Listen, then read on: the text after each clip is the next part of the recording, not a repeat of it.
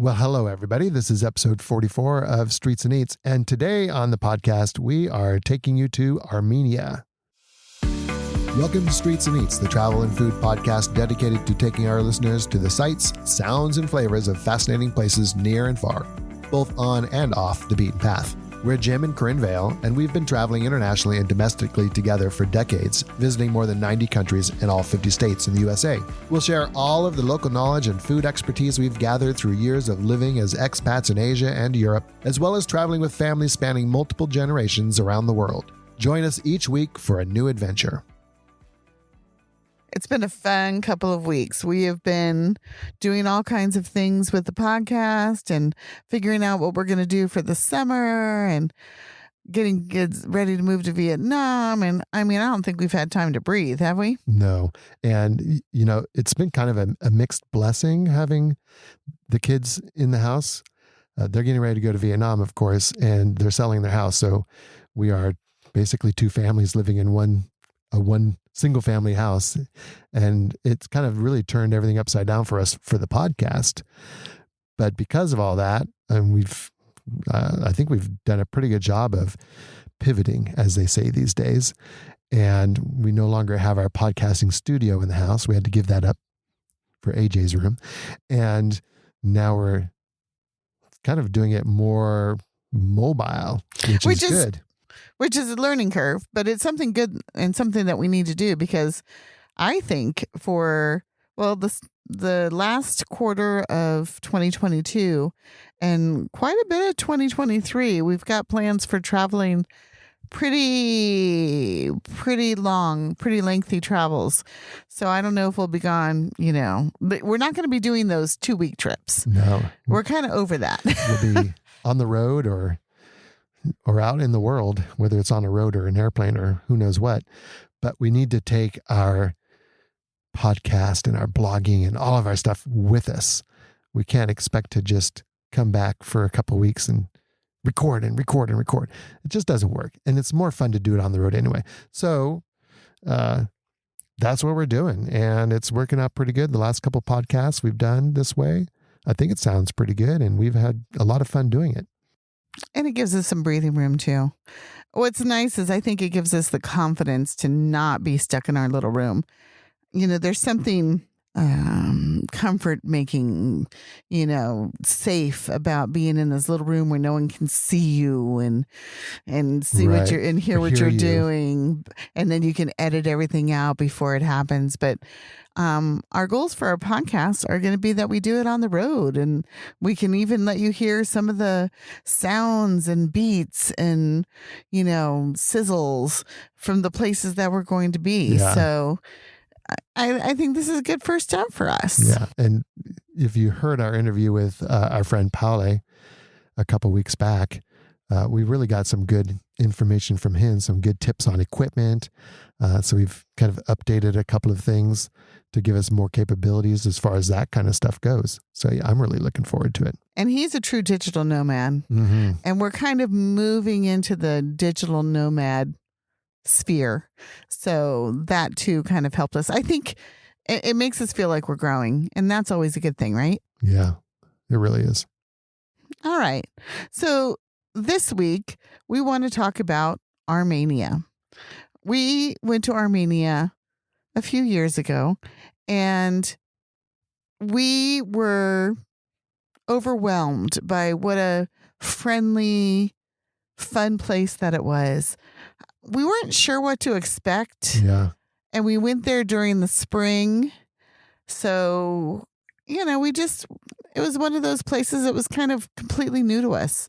It's not something that we necessarily had on our radar, but we had run around and talked to a few people that had been to Georgia and Armenia had recently gone and told us how wonderful they were. So we planned our own trip, and we did go to both Georgia and Armenia. And we already talked about Georgia once, so we wanted to make sure we got the Armenia part in there as well. Yeah, that's right. And we did it all as a road trip, which turned out really good. We spent most of the trip in Georgia, but then a couple of days in Armenia. And that was a really good way to do it. So if you're thinking about going to Armenia, There's a couple of ways to do it. Of course, you could fly into Yerevan, the capital city, and rent a car or take local transportation, and you can get around that way. Or you can take tours. Or take tours. Or you can do it as part of a longer road trip and drive in from Georgia like we did. Pretty doable. And you could do it either way. I mean, you could rent the car in Yerevan and go to Georgia too. It's not that far away. And bureaucratically, it wasn't as hard as I expected. No. I think the trick for doing it as a road trip where you're going to be crossing that border is to make sure that you find a rental agency that has offices in both countries, because they are used to arranging the documentation and they know what to expect at the border, and they'll make it really smooth for you. That's what we did. We'll put the link to that company in the show notes. And I mean, I can't recommend them enough. It worked perfectly. But it's not a sponsored. We're not getting anything out of it. We're just telling you we had a good experience with them. And the key there was that they have offices in both countries. And I don't think that's unusual, to be honest, because I think a lot of people combine the two countries, and rightfully so. Yeah. But it was difficult finding a rental agency that would do it. The big ones, the main ones, Hertz, Eurocar, they wouldn't allow cross-border travel. So it definitely takes a little bit of research. Don't just show up thinking you can do it. Well, and you want to know before you go, because you need to have the right paperwork, which I think was an international driver's license. International driver's license, just to drive in Armenia, whether you're going to cross the border or not. You definitely need that. That's the biggie. Of course, insurance is, that's a personal choice as far as health insurance goes. It's always a good idea. The vehicle insurance that comes with the car, you should do as well. But there is some paperwork specific for crossing the border that the rental agency has to set up in advance. So plan that into your timing as well, if that's the route you're going to go. Exactly. We went in one border town and out another, and they were similar but different. Yeah. We went in through Gugudi, which is on one of the main routes out of Georgia, but it's not a trucking route. Oh. So right. It was actually a really good way to go, except for the fact that the highway was going through some major construction for about 20 kilometers where it was almost like off-road driving, but it wasn't too bad. And then when we did get to that border, it was empty. It didn't take any time at all. But coming back through Bagratishan, I think it's called, that is the major trucking route through. And it was quite an interesting experience. It didn't take much longer, but it was definitely a lot more going on there. A lot more scrutinizing us. Yeah. Not in a bad way. They just want to make sure they're doing their job. We get it. So once you get to Armenia and you're in Yerevan, getting around the city itself is really easy. There's a metro system. There's a bus system. Taxis are super cheap. $2 or $3 pretty much to get from one point to another easily. Of course, with apps these days, there's apps you can use to call your taxi. We didn't find a lot of English speaking in Armenia. But we also didn't have any trouble getting around. We never had any trouble getting around. So things like the apps can really help you. Google Translate, of course, is everybody's friend when it comes to traveling in places like that. But it's pretty easy to get around the city. Getting out of the city, because those taxis are so cheap, if you're doing day trips in and out of Yerevan, you could easily get a taxi for the day. Just negotiate it up front, offer $20, $30 for a day. They'll drive you to the places you need to go. They'll wait for you. That's a really good way to do it. There's a lot of really good tours that you can take, that you can arrange through your hotel. We'll put some links in our show notes for those. And there's lots to do. We spent one full day in Yerevan, and then the rest of the time going out and doing did we stay in the same hotel the whole time? I think we did. Doing the day trips in and out, like Jim said, because it's a small country. It's pretty easy to get around, although the roads can be very, very rough. No, we must have spent at least one night. Oh, we did at Lake Savan, because we went up to the monasteries, and that's quite a ways from Yerevan. Yeah. So we didn't spend every night in Yerevan, but most of the nights we did. Anyway, the roads can be potholy, Well, but the potholes ranged from, a minor pothole like you would experience pretty much anywhere in the world, except for maybe Germany, where I've never found a pothole, a foot across, to things that you have to drive your whole car into and out of. But the signage was pretty easy to follow. I think, in fact, maybe everything was in English that we wanted to do. So there was always some sign pointing us in the right direction. We had paper maps. We did not use Google that much. No, but maps.me, I think I always mention when we're talking about getting around, because you can download the entire map and database for a country or a region and have it with you, whether you have data or not. So that's always a good idea. And I think we use maps.me a little bit, but it's super easy to navigate around, and there's not a whole lot of problems getting around the country. Well, and that was one of the things that I enjoyed about our rental agency too. I basically told them what our agendas were and what we wanted to see, and they kind of mapped it out for us, and they said, okay, we'll go here, here, here, here, and here. And then they gave us the maps to show us how to do it. Yeah, it was really nice. It was really nice. Maybe we spent a little bit too much time there the first day, but that's okay. It worked out in the long run. Oh, getting the car? Yeah, but that's okay. That took a little time. Just plan that in. Oh, and the other thing to remember if you are going to be driving across the borders is to have some cash with you at the borders, because there are some things you have to pay for in cash at the borders. So dollars, euros, or local currency. Okay, so I think one of the things that people would worry about is Armenia safe. It was so safe, just like anywhere else. I mean, you don't want to traipse around in the middle of the night by yourself. Always be with someone. Always be vigilant. I mean, at the most, you're going to, run into someone who is not so well off, and maybe, your flashy camera looks like something they could make money on. So, but that's true all over the world. So it's just, I would say it's one of the safer places. You just want to make sure that you're always aware. Well, but you also have to remember that Armenia and Azerbaijan have been at war off and on for the last few decades. Right now, there's been a peace treaty signed, but even still, there's been some violence along the borders. At the time that we went in, they were actively at war. And people told us, oh, you're going to Armenia, but they're at war with Azerbaijan. But when we were getting the rental car and when we talked to other people that had done the trip, everybody said, yes, it's true. There is hostilities taking place in certain regions, but it has never spilled out of those regions. And as long as you stay out of those regions, you'll never even know what's going on. And we didn't. And that's exactly what we found. We didn't run into anything at all. So we have a whole post on things to do in Yerevan, but some of our favorite things was to go down to Republic Square, where we went in the evening, and they have these, fun little fountains, and everybody's walking around with their kids and they're playing catch, and it's just a place for people to go and, catch up on the gossip and have fun. So that was very cultural, and I really enjoyed it. It was a beautiful night. The sunset was pretty. And of course, all the restaurants are around that area too. So we walked around as the sun was setting, and then we went and ate. Well, Yerevan is also known as the Pink City because of all the pink stone that they used to build during the Soviet era, to build these massive, actually for Soviet architecture, I think it's quite beautiful. What they've done in Armenia, it's beautiful. And when the sun sets, it really brings out the color in that stone, and it's just gorgeous.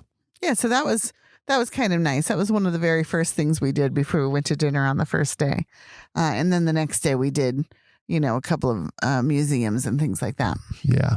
The opera and ballet theater, I think, was really beautiful. We didn't get a chance to attend an event while we were there, but I would love to do that. It's supposed to be just as beautiful inside as it is outside. In that whole old Yerevan area, that downtown area, was just fun to walk around. Like I said, some interesting shopping, if you're into that sort of thing.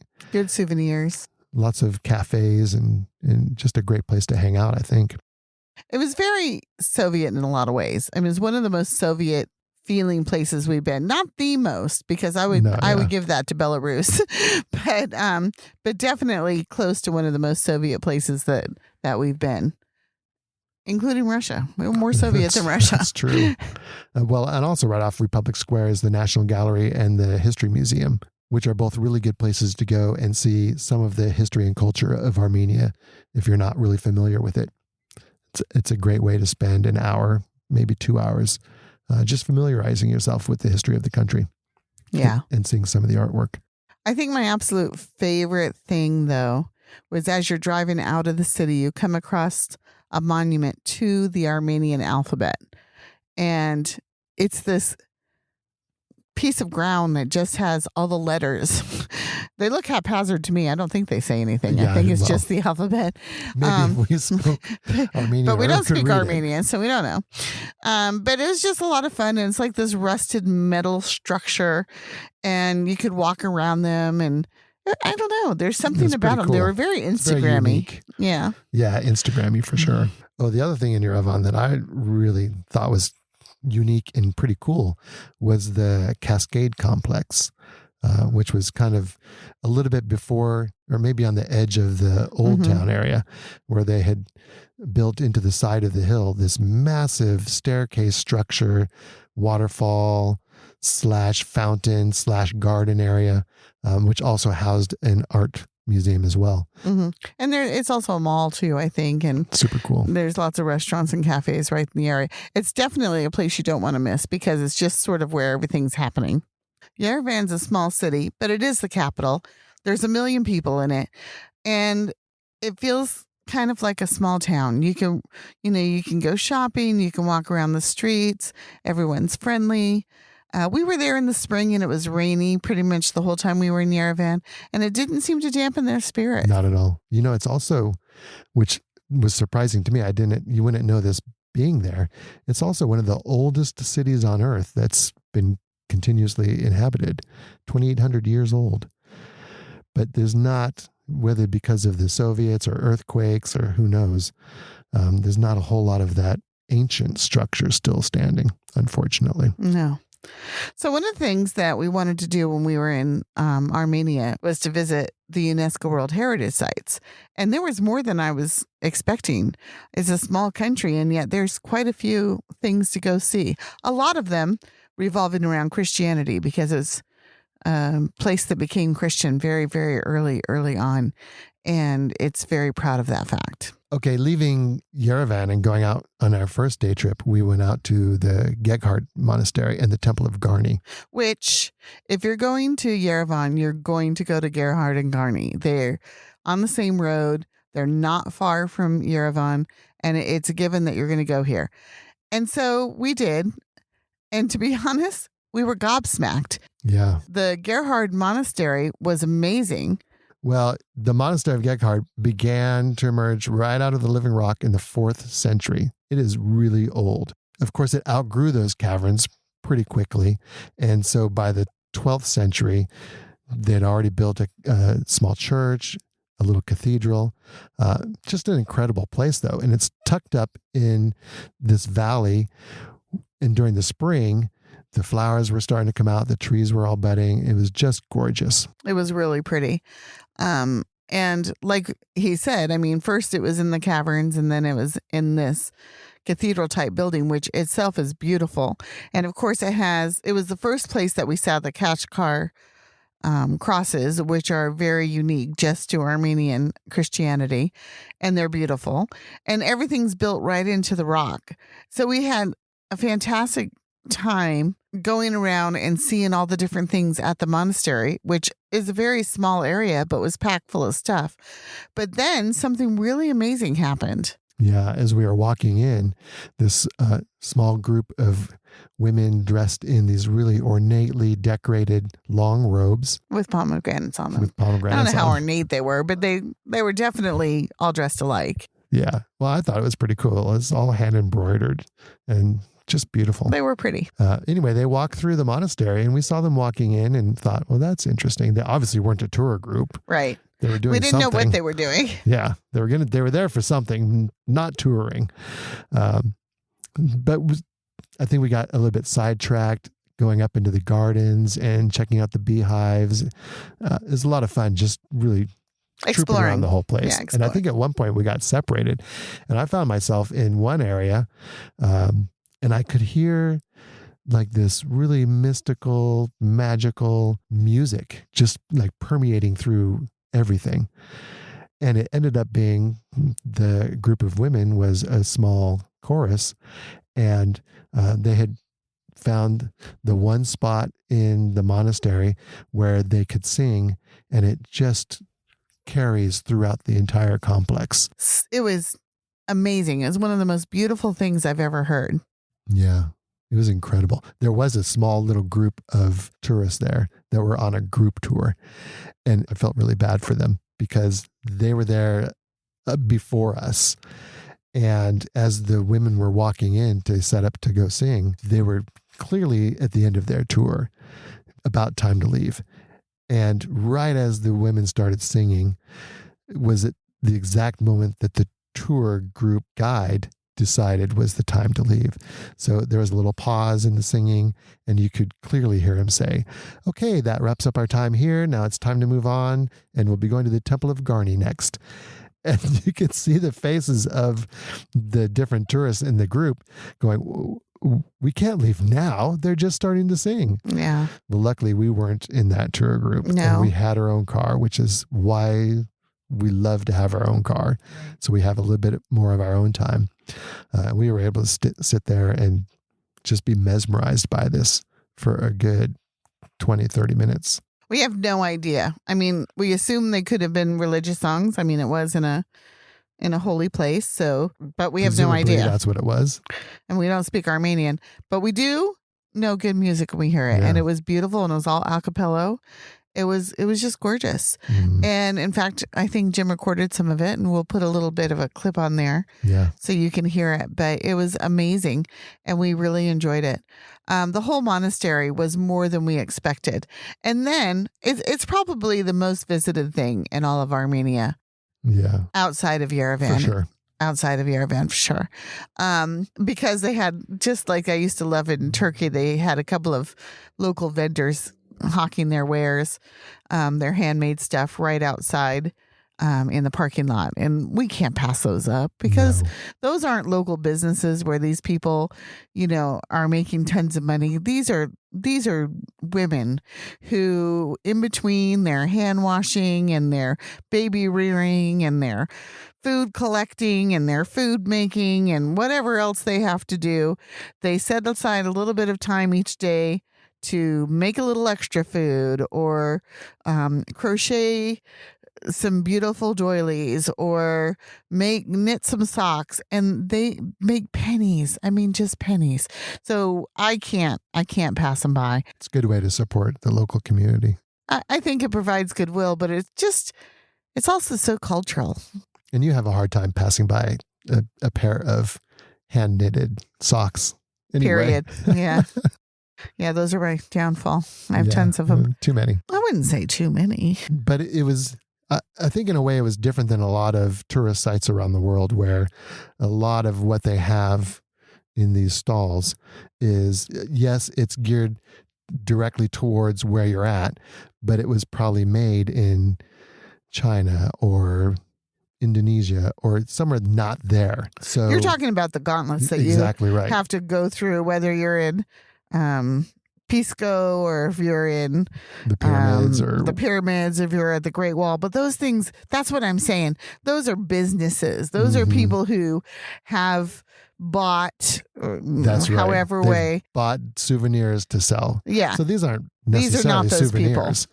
We're talking, food items, home canned figs and preserves, that sort of thing. Yeah. We always support that stuff when we find it. Always, 100%. So on this particular one, we bought two things, both food items. I don't think we bought any socks, actually. No, not we bought those later. And one was called gata, and it was this buttery honey type of cake that I had read about that you should try when you're in Armenia, but I was like, how are we going to find this unless we happen to be lucky at a bakery or something? Yeah. And the top of the gotcha was so richly decorated. It was beautiful. And luckily, but it was huge. Yeah. And we're talking just Jim and me, and we're like, oh no, I mean, we want to buy it, but I also don't want to throw it away, you know? These things were what, 2 feet across? I don't know. 18 huge, inches huge in diameter? Way too big for 2 people on a road trip. Luckily, she gave us a taste. It was delicious. We decided we definitely were going to support her. And she sold us just a quarter of one. Yeah. She knew. They would cut off pieces for you. Yeah, which was nice. And then the other thing we actually learned to make in Georgia. Churchkella. Basically what it is like a fruit roll up. Right. With walnuts in it. And it's delicious. Yeah, it's really good. And it's all homemade. And we've had it. Well, we had it in Turkey and we had it in Georgia. And we also, of course, had some in Armenia. So Geghard was one of those places, the serenity of it, the peacefulness, it just surrounds you. And it's such a calming place. So leaving there was kind of hard. You really wanted to spend more time there, but we had to get going. And we'd seen it. But it was just, we were enjoying taking pictures. Like everything about it made us feel great to be a traveler. Yeah. But, sometimes you're on a time clock and we needed to get to that Temple of Gurney. Yeah. Well, and actually driving out of Yerevan, you're going down the same road to the Temple of Gurney and to Geghard Monastery. Geghard Monastery is at the end of the road. So we kind of went back and forth. We're going to drive right by Temple of Gurney. Should we stop there first and then go to Geghard? And our thought process going into it was, well, Geghard's at the end of the road. If we can get there first, we're getting there earlier than a lot of other people might get there. And it's always better to be earlier someplace before the crowds. And it worked out for us perfectly. That's exactly right. That's what we did. There was that one small tour that was there before us, but they left. And actually, once they left, there was nobody else there, which was really nice. And then as we got to Gurney, there were definitely more people. It was a little bit later in the day. I wouldn't say it was crowded. We never really found any crowds anywhere in Armenia, which was nice. But there were certainly a few different tour groups there. And of course, individuals that were walking the grounds as well. And again, it was spring. The cherry blossoms were out. It was a beautiful place. It really was. But it was kind of a letdown after Geghard. We had such good feelings about Geghard and what an amazing sight it was to see that when we got to the Temple of Gurney, which is completely different. I mean, it's it's a temple. It's a temple. It looks like a temple. It looks like a Grecian temple or a Roman temple, perched on the top of a plateau overlooking a cliff that goes down into a deep valley. It's a beautiful location. We certainly had a good time just wandering the grounds and enjoying the weather. It was beautiful. Yeah. And it was also a place where they expected more tourists for some reason, or they expected people to hang out there because there was a lot more restaurants right in the area around there, whereas there was nothing really near Geghard. That's right. Kind of interesting. And at first I thought, well, maybe a lot of people don't go on to Geghard, but a lot of the tour groups that were leaving Gurney were going to Geghard next. So I don't know. I think we just picked the right way. We got lucky. It worked out really good. So I would say that's a given that you're going to go to Geghard and Gurney and you're going to enjoy them. And the other thing we did is we needed to go to Lake Savan, and we wanted to go to the other UNESCO World Heritage Sites where a couple of monasteries, which are really up the road. So we did check out of our hotel, and we got a hotel at Lake Savan, which is one of the places that you're supposed to see when you're in Armenia. I don't think when they said that they were really thinking spring weather because it was pretty deserted. There was a couple of restaurants, and we definitely got a hotel room, and it was okay. I mean, there was nothing wrong with being there at that time. It just wasn't the kind of summer jaunty, life on the lake that I think that they really wanted to project. But that's okay. I think that, Lakeside Town is what it's all about, and it's more summer. So it was almost deserted when we were there. One of the things that really stuck out to me, though, is one of the UNESCO intangible things in Armenia is the making of lavash, which is a flatbread, and they do it in a tandoori oven. And we were racking our brains how we were going to see Right. this. And we just happened upon a place that was making bread in right around Lake Savan. And it was so fun and interesting to watch this guy. Basically, he had to practically jump in the whole oven to pat the side. And it was deep. It was massive. And it was hot. I mean, I don't know how many degrees, but you figure it was probably around, I don't know, 500 degrees. It I had don't to be, know. yeah. Because basically you get your dough after it's put into a ball, and you pat it flat it. and shape it, and then you slap it on the side of the thing, and then you take it out again. I don't know how he did it. Yeah. It was pretty amazing to watch. It's a lot like just a massive tandoor oven, right? Yeah. Where it's a pit oven made of clay. I think a person could easily stand up inside of the ones we saw. They were huge. Much larger than I expected. Much larger than you would see, I think, in India. So anyway, that was pretty cool. So we saw that in Lake Savan, and we basically just spent the night there and had a nice dinner. And like I said, we got lucky to see the bread being baked. Then we went up the road even more to the monasteries. Yeah. Well, and we got really lucky because driving around, we did not find a lot of restaurants or rest areas where you could stop and get food.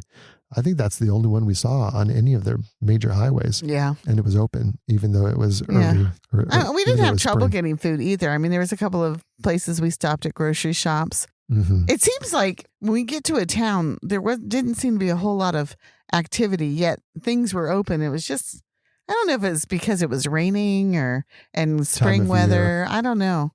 But I think probably different times of the day, there'd be more people about than what we seem to see. So out of Lake Savan, we did get to another UNESCO World Heritage Site, the Sanahin Monastery, which was, I think, completely different than Geghard. Geghard was more like in a natural setting. Originally, it was built in caves, as we said, and they really had kept that, I think, that connection to nature throughout the centuries. Whereas Sanahin, I didn't really get that same feeling.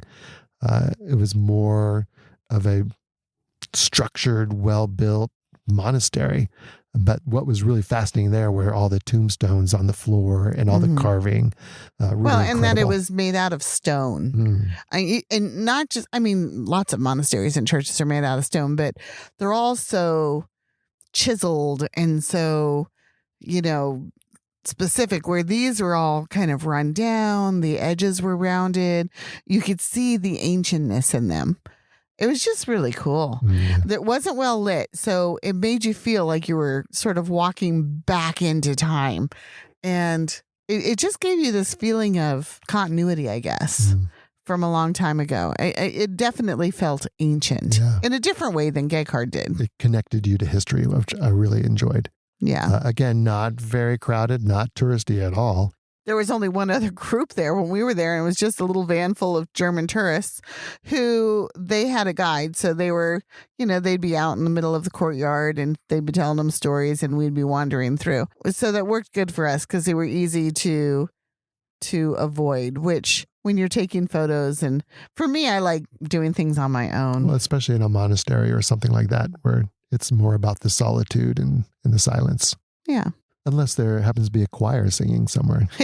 Exactly. Which you can't get that lucky too many times, unfortunately. That's right. Well, it's only happened to us once in our traveling lifetime. Overall, we spent probably about 3 full days in Armenia.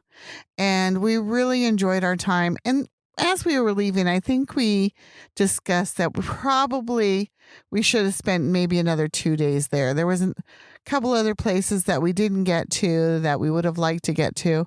But, you have to make choices when you're planning, and we had only planned 3 days. But in our 3 days, I think we did a pretty good job getting a good feel for the country, talking to people, enjoying the food. The food was really good everywhere we went. And getting to see some really cultural icons. Yeah. And because we were driving ourselves, we really got to explore the time that we were in the country. We were in the countryside, driving through villages. I think you're right. I think 5 days would be a lot better. If you have 5 days, you could get out to Mount Ararat and out towards the Turkish border. That's a really beautiful part of the country. And I also think that spring was a little chilly, a little bit rainy. I think it would be better. We were there in April, but I'm sure by May it would have been beautiful weather. So I would think it would be a little bit better to go late spring or summer. May or June. And maybe September, October would be good. I think it would get very hot again in July and August. April was just a little too chilly. It was a little bit. And like you said, Lake Sevan was not really open for business yet. Yeah. But if you get a chance to go to Armenia, whether or not it's on a business trip or if you're traveling in the Caucasus, the mountains are beautiful. The people are amazing. And we just really enjoyed ourselves. So take advantage of that. Make sure if it's a business trip, you plan a couple of extra extra free days on one end of the other and get to know the country you're in.